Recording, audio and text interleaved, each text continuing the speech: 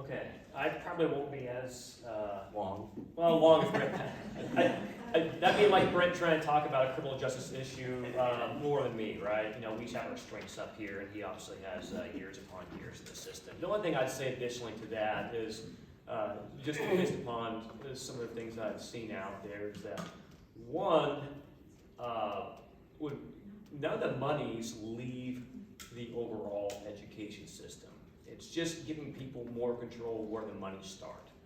So when I say that, we'll talk about Council Bluffs School District, and I don't have the numbers in front of me right now here, but anyone who talks to Council Bluffs School Board, School District, every year they have the property tax dollars allocated, they have monies allocated. Council Bluffs School District has to write the AEA a check to the tune of millions of dollars every year for services that they have, what they would argue is little to no control of. And that was the whole crux of this bill, right? It's not just Council Bluffs, a lot of the larger urban districts across the state. It's kind of interesting a little bit because Matt Walsh is in here, and we talk about property taxes. We talk about how a lot of times the rural areas have a control of the system that doesn't really allocate for urban areas, right? Well, I would say in the AEA education overall discussion, that is actually flipped on the back of its head, where a lot of the urban areas, and that's how this thing got started there, is trying to get more control of the monies, and at least not control of the monies, or at least the services that they were having to write a check and just being forced into write that check and have a service provider with a little control of. So that's where the overall discussion kind of entered this year. Like we've said before multiple times, kind of a little bit about it over the summer here, but our first, board, we met Council Bluffs School Board in December. That's when we got the first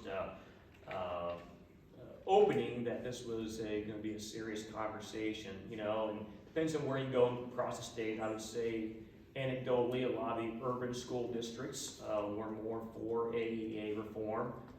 As you go down in population numbers, a lot of the rural districts were more, keep it the way it is. And there's a lot of consequences and causes effects there, which is why the governor's bill was initially dead. Nevertheless, overall, the point still remained of districts who have local elected boards who are having to write checks out to AEAs, and there's a discrepancy and difference of opinions as to what services are provided.